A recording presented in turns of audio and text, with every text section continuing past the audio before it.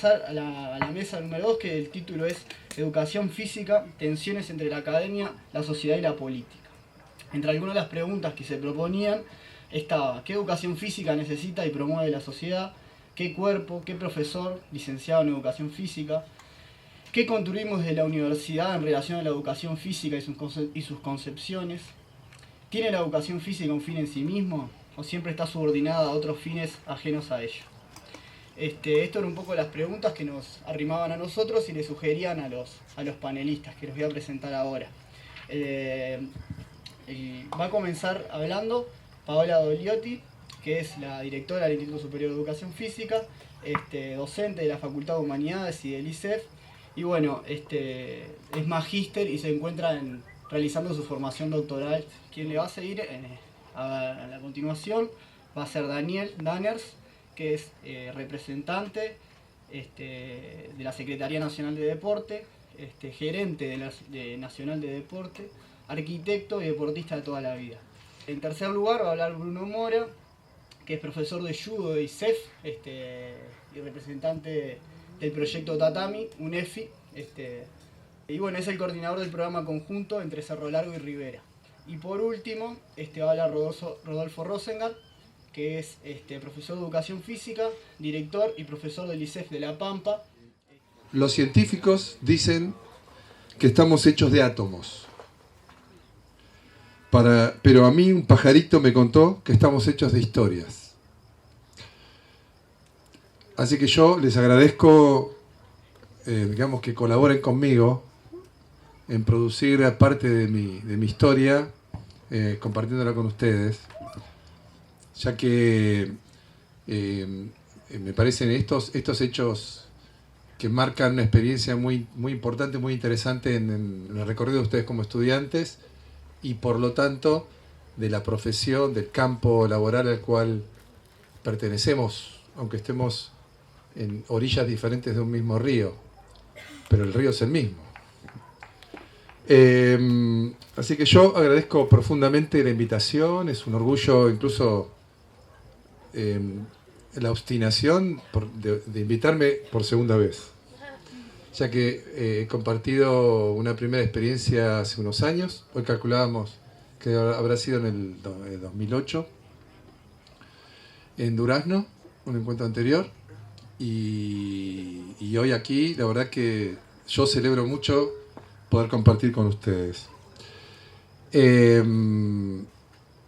Bueno, es realmente complicado responder las preguntas que hicieron. Son preguntas demasiado importantes como para poder responderlas así de una, digo, ¿no? Sí, y solamente lo intentaremos no responder, sino en todo caso ver a dónde nos lleva, pensar por esos caminos. Digamos, las preguntas son como caminos que nos van llevando para pensar, así que supongo que ustedes lo pensaron de ese modo también, así que me acoplé con esa misma idea. Y vuelvo a citar a Galeano, como para establecer una idea del cuerpo, ¿no? Dice: la Iglesia dice el cuerpo es una culpa, la ciencia dice el cuerpo es una máquina, la publicidad dice el cuerpo es un negocio, el cuerpo dice yo soy una fiesta. Y la fiesta la están mostrando ustedes acá, y como ponen el cuerpo y lo celebran en el encuentro, esta idea de encuentro. Y este encuentro y poner el cuerpo que se pregunta por el saber, y en esa pregunta por el saber se está generando saber. Y ya la pregunta está generando saber. Entonces, bueno, ahí yo voy a tratar de ir arrimando algunas ideas sobre estas preguntas. Vamos a ver hasta dónde hasta dónde puedo llegar y hasta dónde vamos llegando. Básicamente destaqué tres cosas de las que ustedes preguntaban, o de las que se nos preguntaban para el panel. Entonces, ¿qué educación física necesita promover la sociedad? ¿Qué cuerpo? ¿Qué profesor o licenciado? Y después, bueno, ¿qué construimos de la universidad?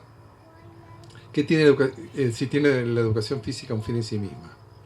Entonces ahí tomé estos primeros tres objetos que destaqué ahí.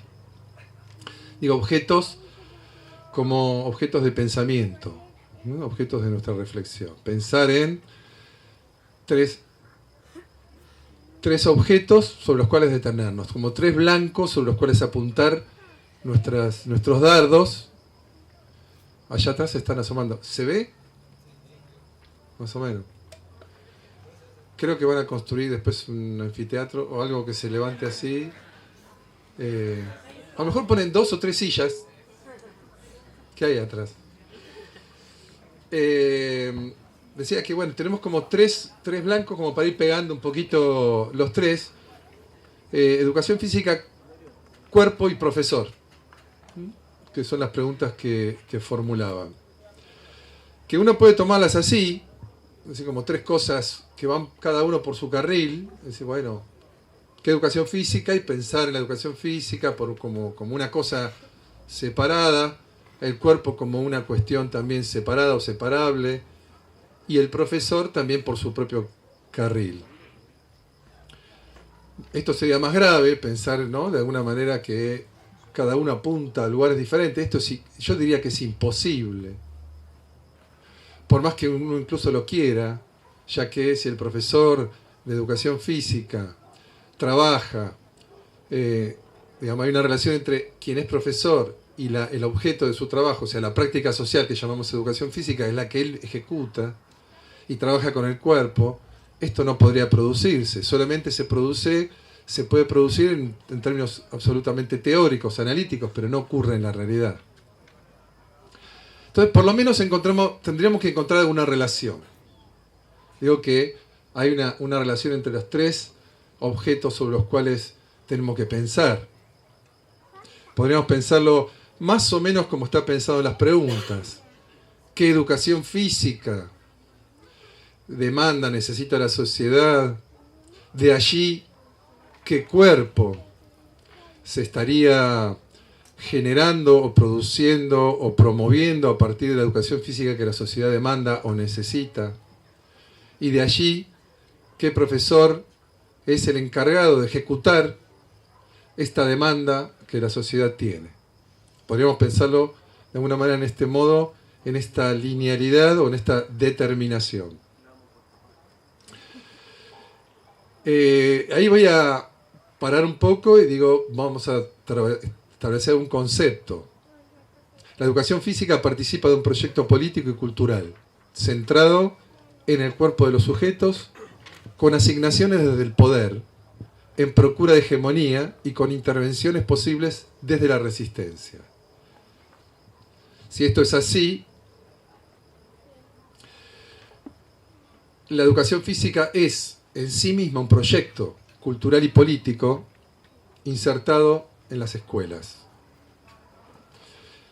Entonces están estas dos dimensiones, la educación física participando de proyectos políticos que le exceden o en los cuales se incluye, y a la vez la educación física corporizando un proyecto político y cultural que tiene que ver con el cuerpo. Por su naturaleza, esta idea de proyecto político y cultural es ambivalente, o sea, puede como participar de distintas maneras y en distintas direcciones. Lo que no puede es ser neutral frente a los proyectos políticos y culturales. Entonces, así habíamos hecho recién este esquema, donde de alguna manera la educación física demandada para cierto cuerpo y entonces el profesor tiene que actuar en función de esa demanda, o podríamos pensar en una relación más circular o más multideterminada, donde el profesor no es un simple agente pasivo en esto, sino que además el profesor tiene su espacio de decisión, su espacio de participación y de promoción de algún valor que no necesariamente es el demandado, no necesariamente es el solicitado para que haga. Entre el profesor de educación física y cuerpo puede establecerse una relación de multi-influencia. En ese caso incluso podríamos decir así: el profesor y su acción, su intervención, su decisión configuran cuerpos, porque configuran experiencias de cuerpo de sus sujetos alumnos. Quienes transitan por la educación física se configuran como sujetos corporales a partir de una cierta experiencia. Quienes no participan de educación física también, pero de una experiencia diferente. Entonces el profesor interviene en la configuración de cuerpos y por lo tanto esta configuración de cuerpos va determinando cuál es la educación física que predomina, que prevalece o que existe. O también podríamos decir, si el profesor de educación física diseña un tipo de educación física, pues el resultado será una experiencia de cuerpo en los alumnos y en los sujetos que se van configurando a partir de esta experiencia, de acuerdo a cómo los profesores de educación física, nosotros, podemos ir configurando, diseñando las experiencias que determinan una práctica en la cual los sujetos participan y se van configurando como sujetos a partir de esta experiencia corporal. Entonces ahí, estas tres preguntas, o esta pregunta, que después se me fueron imbricando estas preguntas, se me fueron nuevamente, es decir, no pude terminar de separarlas. ¿Qué necesita o qué promueve la sociedad? Entonces pensar, ¿cómo es y cómo ha venido siendo la educación física? Me tuve que ponerme a pensar. ¿Para qué vino la educación física? ¿Y por qué continúa? Y hoy podríamos agregar, ¿por qué se profundiza? ¿Por qué se extiende? ¿Por qué hay más educación física en los últimos años? El caso de Uruguay es claro. Recién acá el panelista anterior había dicho una cifra que es muy representativa. Hasta hace pocos años el 17% de los niños escolares tenían educación física y hoy ya se ha completado la experiencia de todos los niños. Y esto por decisiones políticas. En otros países de Latinoamérica estaban pasando fenómenos parecidos. Entonces, ¿para qué vino la educación física cuando empezó? ¿Y por qué continúa? ¿Y por qué se profundiza? Es decir, ¿cuál es la demanda? ¿Cuál es la necesidad? ¿O cuál es la decisión? ¿Qué es lo que hay detrás? ¿Qué cuerpo ha necesitado el poder? ¿Qué ha aportado la escuela para ese cuerpo? Y ahí la educación física en esa experiencia escolar. Y entonces después, ¿para qué se han formado profesores y de qué modos? Y ahí estoy tratando entonces de articular los tres objetos, la educación física, cuerpo y profesor, los tres objetos de reflexión que nos proponían. Pero para esto necesité formular algunas de estas preguntas. Terminó la primera parte. No. Hay segunda parte, así que arrancamos de vuelta. ¿Qué necesito que promueva la sociedad? Estas preguntas. Por lo tanto, digo, yo porque a veces hay un copetín en el medio, hay un intervalo, entonces bueno, cuando volvemos pongo de nuevo las mismas preguntas. Recordamos entonces, digamos, estas preguntas, los tres objetos planteados de reflexión. Entonces ahí sigo con las preguntas. Y digo, ya que estamos preguntones, ¿cómo es y cómo ha venido siendo la educación física? ¿Para qué vino y por qué continúa? Y entonces, ¿cuándo llegó la educación física? ¿Para qué vino y qué papel ha cumplido? Bien, entonces ahí doy un pasito atrás y hablo de educación. Simplemente como un concepto para enmarcar. Un concepto puede ser algo así, conjunto de fenómenos a través de los cuales una determinada sociedad produce y distribuye saberes de los que se apropian sus miembros y que permiten la producción y la reproducción de esa sociedad. El aspecto productivo sería el aspecto transformador, aquello que puede generar que la sociedad cambie. Y el aspecto reproductivo es, digamos, la cara conservadora de la moneda esta de la educación. Pensado esto en términos sociales, nos lleva necesariamente a la dimensión política que la educación tiene. Esta tensión permanente entre la reproducción y la transformación. Y allí todo acto educativo, toda práctica educativa va estableciendo alguna señal en esta tensión entre transformación y reproducción. En la educación, decíamos recién que ahí la educación trabajaba con los saberes, en una determinada sociedad produce y distribuye saberes, decíamos recién. ¿Cuáles son los saberes que están en juego en esta producción y distribución de saberes? Saber erudito legítimo, formas de comportamiento social, hábitos y valores, formas de conocimiento práctico social, por ejemplo, las prácticas sociales diversas, entre ellas podríamos mencionar a las prácticas corporales. La cultura, que es un gran contexto en el cual los saberes se adquieren carácter simbólico, se valorizan y también se reproducen. Y los saberes de sí. Cuando digo los saberes de sí, es lo que el sujeto aprende de sí mismo. Y los saberes de sí se aprenden en la práctica de vida que los sujetos realizamos. Bien, estos saberes se aprenden en agencias determinadas. ¿Sí? Agencias como aquellos dispositivos sociales capaces de producir efectos sobre la formación de estos saberes de los sujetos.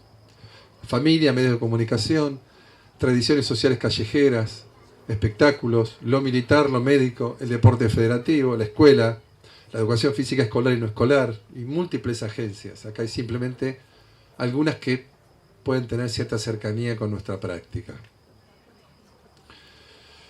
Bien, entonces ahí, rastreando un poco para empezar a contestar algo de estas preguntas, ¿para qué vino la educación física? ¿Por qué está? Podemos consultar con los estudios históricos sobre educación desde la perspectiva crítica, que es la que yo voy a sostener en toda esta intervención. Y esto significa desconfiar en principio, de lo consagrado, desnaturalizar lo sabido y tratar de poner en cuestión los orígenes de las cosas. Coinciden en general los estudiosos de la perspectiva crítica que la educación ha tenido una problematización central, que es la gobernabilidad de los cuerpos. Una de las problematizaciones principales de la tarea educativa desde la modernidad para acá ha sido la gobernabilidad de los cuerpos. ¿Qué quiere decir esto? Quiere decir cómo hacemos para controlar la energía y el comportamiento de nuestros niños en función de la formación para lograr determinada sujeto social que acate la normativa, los modos de vivir que la sociedad se está dando como fundamento y como modo de convivencia. Un autor como Michel Foucault, que estudió mucho de estas cuestiones, se preguntaba, pensando en el siglo XVI, siglo XVII, XVIII, ¿cómo se reconoce un buen soldado? Entonces se preguntaba, ¿se trata de desalojar por dentro de una conjura pedagógica aquello de bárbaro, de indisciplinado, de ingobernable que tenga el cuerpo y de sustituirlo por un cuerpo civilizado o disciplinado? Y él estudia el cuerpo del soldado como ejemplo de los cuerpos gobernados, que son la gran meta de las ciudades y de un montón de dispositivos de la sociedad moderna. Y ahí pone el cuartel, el hospicio, el hospital, la cárcel y la escuela como aquellos lugares donde se operaba con distintos dispositivos para lograr estos cuerpos gobernados. Gobernados porque el poder lo necesitaba. Y con esto no entramos a valorar si esto es bueno o malo, digamos, tiene que ver con el funcionamiento social. El poder y la forma de organización necesitaba el control de los cuerpos.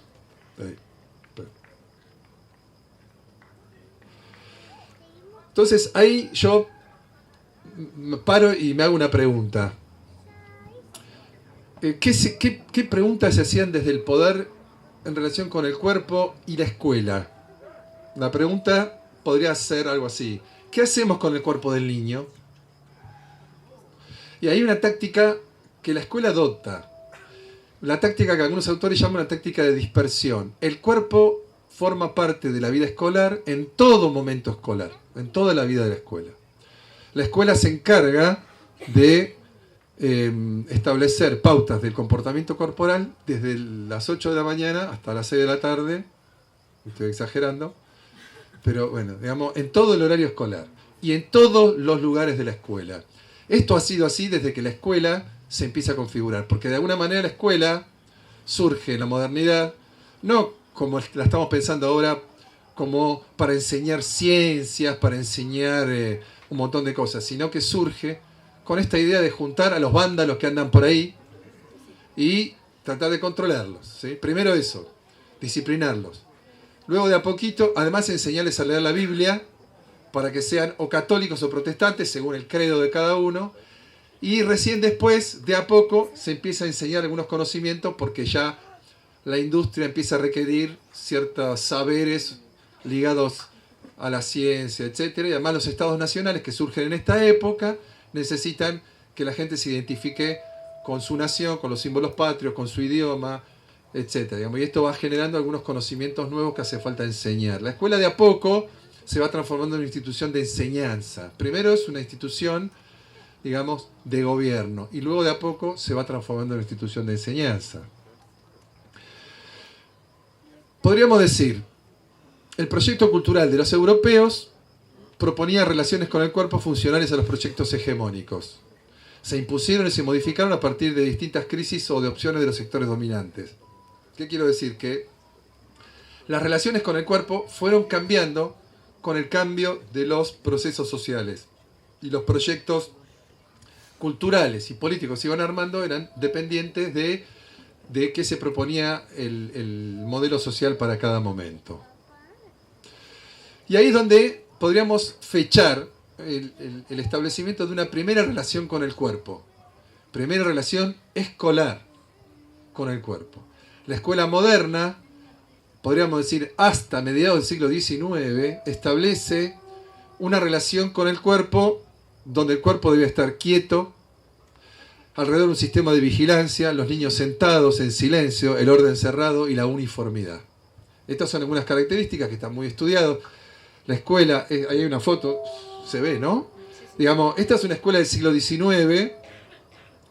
Se alcanzan a ver, los niños tienen todos la misma posición, la misma postura, todos inclinan el cuello de la misma cantidad de grados para mirar al maestro. No puede ser ni más ni menos, ninguno puede estar mirando para otro lado.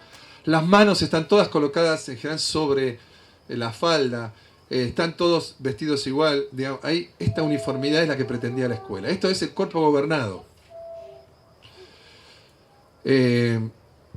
No ha terminado esto, digamos, podremos decir que hoy no es lo mismo, pero hay muchos rastros de esta idea, de esta primera relación con el cuerpo en la escuela actual. ¿Sí? Algunas imágenes que nos hacen ver esta idea de el cuerpo gobernado, todos igual, quietitos. Ahora, después ha pasado un momento de crisis. Se anuncia la crisis. Empieza a haber, por un lado,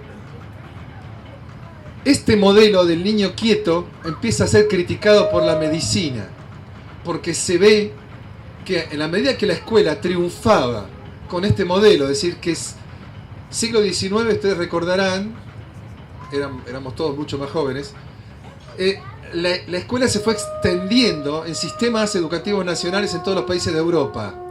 Sobre el final del siglo XIX empieza a ocurrir también en la Argentina, en Uruguay, en el Cono Sur, en Brasil, etc. Un fenómeno similar de extensión del sistema educativo, ¿no? Nuestros grandes próceres educativos, hoy ustedes nombraron a Varela, yo podría nombrar a Sarmiento, que eran como primos cercanos.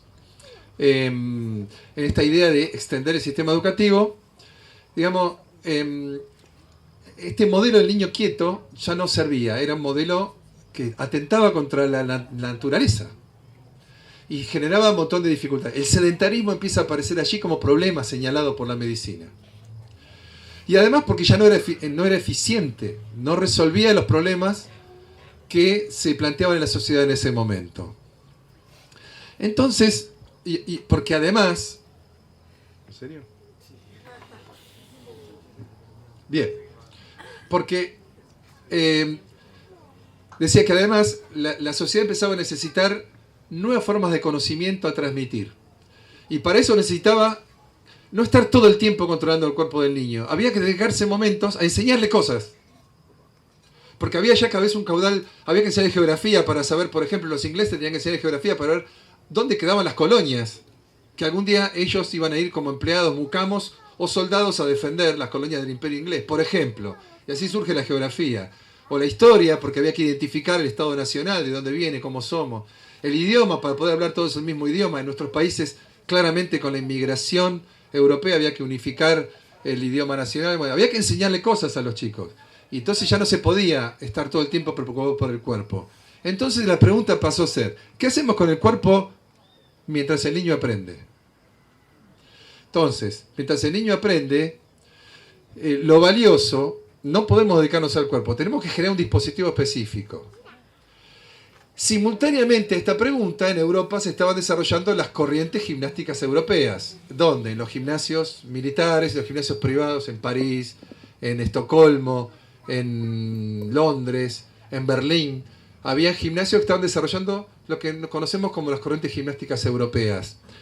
¿Qué era eso? Eran formas de ejercicio que provenían de la tradición militar, pero que tenían ya un estudio biomecánico, un cierto estudio científico, para producir ciertos efectos bien precisos sobre los organismos de los sujetos. Estos, o sea que se estaba creando un instrumento que daba lugar a generar un cuerpo ordenado, disciplinado, obediente, sin necesidad de estar quieto, sino al revés, apelando al movimiento. Entonces aparece el ejercicio como un objeto importante e interesante para la escuela, el ejercicio gimnástico. La gimnástica, que después se llamó educación física, fue el dispositivo ideal para cumplir con las metas de la escuela y después dedicar, poder, digamos, en la parte de gobernación, del gobierno de los cuerpos, y después poder dedicar la escuela a enseñar otros contenidos valiosos. Y ahí quedamos en un lugar periférico de la enseñanza escolar, en el lugar del ejercicio sin un conocimiento, porque el conocimiento valioso estaba en el aula, estaba en otro lugar, y no estaba en el gobierno del cuerpo. Y ahí se establece, y esto lo sostiene un particular, un estudioso un argentino que está estudiando esto en Alemania de hace varios años, estudiando la educación física en el origen de las escuelas alemanas del siglo XIX, y él plantea que ya sobre la segunda mitad del siglo XIX se establece una segunda relación con el cuerpo. Esta segunda relación con el cuerpo ya no es mediante el estar quieto, sino mediante el movimiento en forma de ejercicio. Y ahí es donde el sujeto de la primera relación con el cuerpo, el sujeto quieto, el sujeto obediente, el que no puede hablar, el que para poder hablar tiene que hacer una señal que el maestro nunca va a escuchar y que a lo sumo en algún momento le va a dar lugar. Este era el sujeto de la primera relación con el cuerpo. Ya ahora está formando un sujeto distinto, necesita un sujeto más activo, un sujeto que se mueva.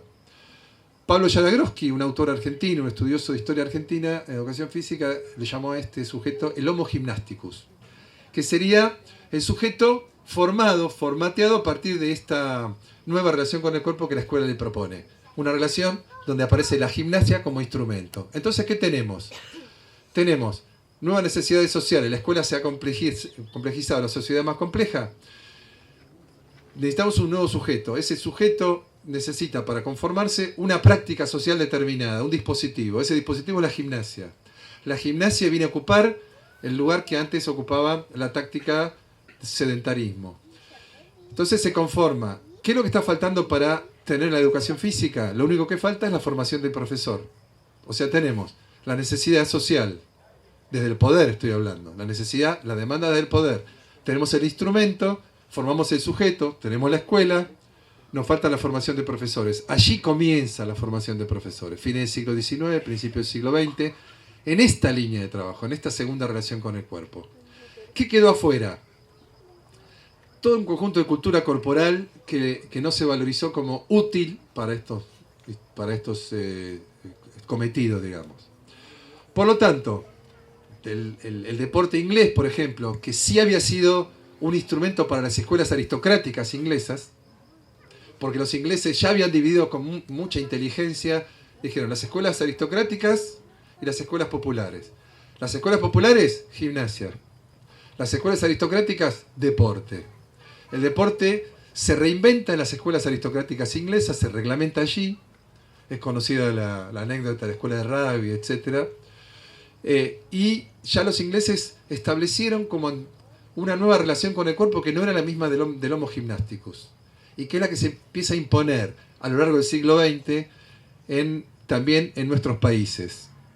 Esta es la del Homo Gymnasticus. Estas son las plazas de deporte de Amorós en Francia, en París. De allí toman el nombre aquí, las plazas de deportes. La gimnasia femenina, francesa, los dibujos de cómo deberían ser hechos los ejercicios. Y por ahí es interesante dos frases que cito. Sarmiento dijo: así como los niños necesitan movimiento, el Estado necesita orden.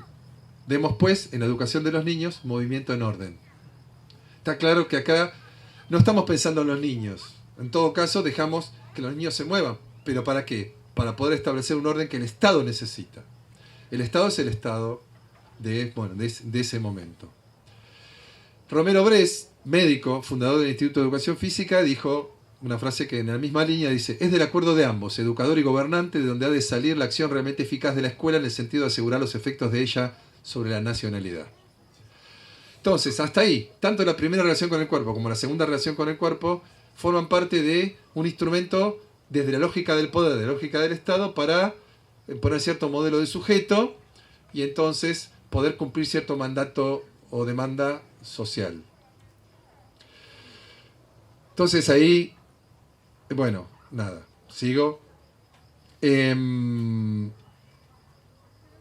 objeto, bueno, sigo. Las gimnasias, 5 minutos. Esta tradición gimnástica que siguió muchos años, esta idea de homogeneizar, de unificar los mismos movimientos, todo de la primera relación con el cuerpo, pero en movimiento, o más o menos en movimiento, porque ahí también hay muchas posiciones estáticas, ¿sí? Esta es la gimnasia, estas fotos son de 1950.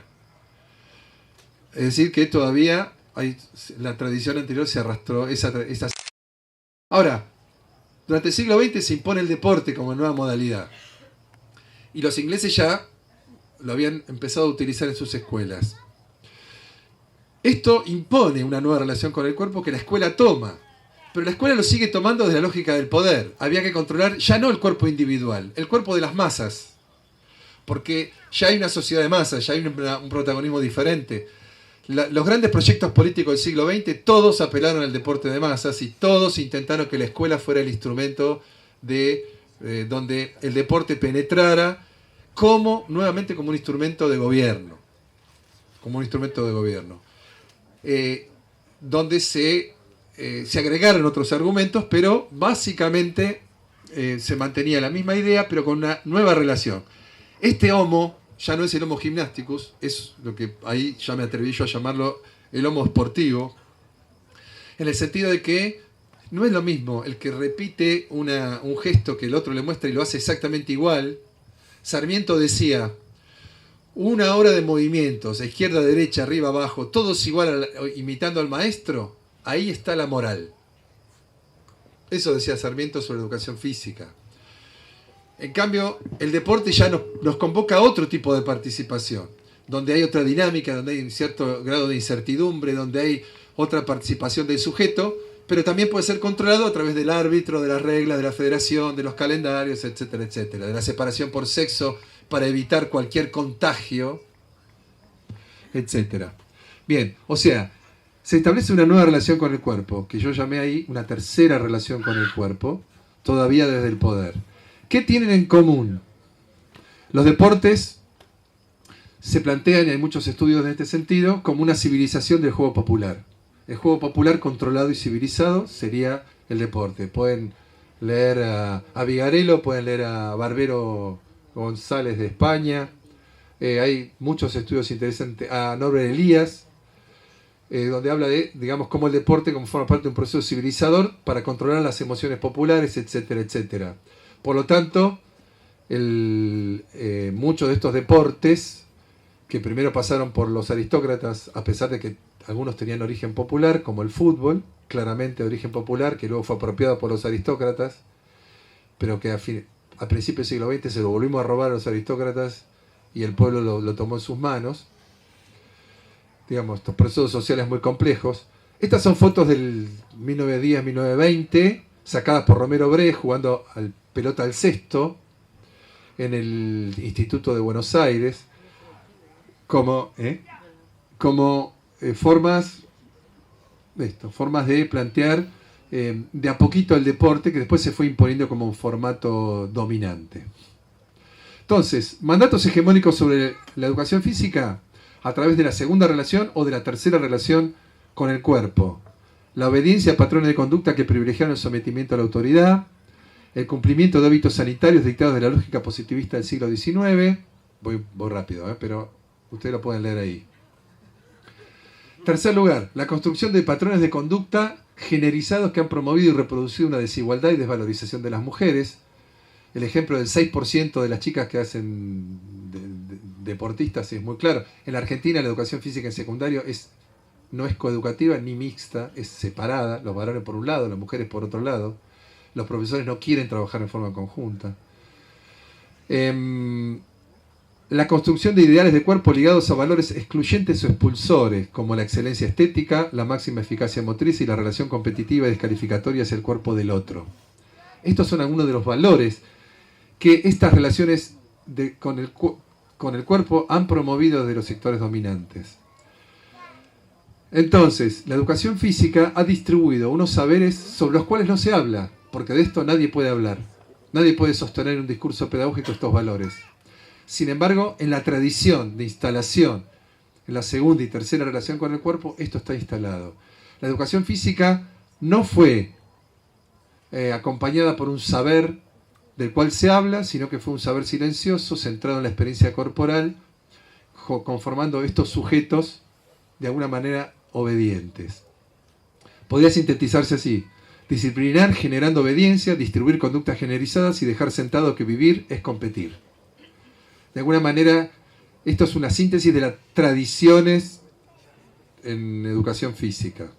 Acá tomé una frase de Raumar Rodríguez: la educación física en alguna de sus versiones no deja de ser y no va más allá de una inscripción de la diferencia. Su eficacia no está tanto en su potencial emancipador como su poder tradicional de clasificar los cuerpos y asignarles un lugar en la tabla según rendimiento y aspecto. ¿Sí? Me parece que acá hay un mandato tradicional. Entonces, si hay preguntas que se hacían desde el poder hegemónico sobre el cuerpo, también la podemos hacer desde un lugar distinto, desde el lugar resistente, porque eso también nos permite la dialéctica social. ¿Qué hacemos para que el niño y el joven se apropien de un conocimiento liberador a partir de la experiencia corporal? Y ahí planteo la alegría por el juego de los movimientos, la satisfacción de aprender. Y esto en cualquier edad y en cualquier situación. La alegría por el juego de los movimientos, la satisfacción de aprender y establecer la educación física como un área del saber y del conocimiento. Pensarla de ese modo es la única manera que hemos encontrado de pensar que la educación física puede desarrollar prácticas liberadoras, emancipadoras, donde no se diseñe desde la demanda del poder, sino desde la necesidad de los sujetos. Podríamos decir, la educación física como un área donde hay conocimiento y experiencia. La educación física como un área de conocimiento y como una gestora de experiencias corporales de los sujetos, nuestros niños y jóvenes. Y ahí se generan los saberes. ¿Qué saberes? Saber de sí en el mundo. ¿Quién soy yo, mi cuerpo, las cosas y los demás? El niño necesita saber ser. Necesita saber ser como ser corporal. Necesita desarrollar un saber de sí. También, por otro lado, conocer las actividades corporales, o prácticas corporales, o prácticas de movimiento, sus reglas, sus significados y valores, los modos de practicarlas. El niño necesita saber hacer las prácticas motrices para formar parte de la cultura. Y, en tercer lugar, el niño necesita comprender procedimientos ligados a la selección y utilización de las actividades corporales, valores sociales y políticos, reglas acerca de cómo se aprenden, formas de entrenar o mejorar las capacidades, valoraciones referidas al triunfo o la derrota, la cooperación, la violencia, la autoridad, la regla, cuidados para el tratamiento del cuerpo propio y de los otros, relaciones entre los ejercicios, los juegos y la salud. El niño necesita saber aprender las prácticas corporales o metaconocimientos ligados a las prácticas, o sea, saber de los saberes. Entonces, ¿podríamos plantear una cuarta relación con el cuerpo? Las tres primeras que señalamos son prácticas de dominación, porque no están pensadas desde los sujetos, sino están pensadas desde la lógica del poder. Más allá de que tenga aspectos positivos o negativos desde el punto de vista de los valores. Pero está pensado no desde las necesidades de los sujetos, sino de las necesidades o demandas del poder. ¿Seremos capaces de construir una distinta? ¿Está en construcción? La educación física y sus propuestas son una hermosa posibilidad, creo yo. Y también un riesgo. Y dijo alguien que a usted le debe sonar: no te quedes inmóvil al borde del camino, no congeles el júbilo, no quieras con desgana, no te salves ahora ni nunca, no te salves, no te llenes de calma, no reserves del mundo solo un rincón tranquilo, no dejes caer los párpados pesados como juicios, no te quedes sin labios, no te duermas sin sueño, no te pienses sin sangre, no te juzgues sin tiempo. Mario Benedetti. Para cerrar, simplemente entonces, decía, para refrescar esta idea de pensar en las demandas o necesidades de quién para diseñar las experiencias que nosotros valoramos en la educación física. De la sociedad. ¿De quién? De la sociedad. La sociedad no es un todo homogéneo. Siempre hay un poder, y si hay poder, hay resistencia, hay otras posibilidades, hay alternativas, hay proyectos que pueden alternar a ese poder. La educación física como estrategia de gobernabilidad de los cuerpos puede ser útil para hoy, para la disciplina social o para el consumo. O podría ser, por el contrario, una estrategia para la distribución social del conocimiento, para generar nuevas posibilidades de experiencias valiosas y como laboratorio de vida democrática. Es decir, en la herencia de de las tres formas anteriores de relación con el cuerpo, hoy por hoy se plantearía un diseño de experiencias donde puede ser o para el disciplinamiento social o para el consumo, que es lo que hoy está por cómo el mercado ha reemplazado básicamente al Estado. La alternativa, y esta es nuestra, de los profes, de nuestro campo académico, del campo profesional, del campo intelectual, de los profesores que están todo el día trabajando en los patios, es diseñar una alternativa. Una cuarta relación con el cuerpo, o como la llamemos, una diferente relación con el cuerpo, donde se plantee como una experiencia en dos sentidos. Distribución de conocimiento para que todos sean incluidos, por un lado, y por otro lado, como un laboratorio de vida democrática. Es decir, lo que pasa en la experiencia de educación física tiene que ser lo que proyectamos para que ocurra en la sociedad. Tiene que ser participativo, democrático, inclusor, para todos, no dejar a nadie afuera, sano, etc. Es decir, aquello que pensamos para la sociedad lo tenemos que hacer todos los días en nuestro pequeño laboratorio, que es nuestra clase. Bueno, nada más.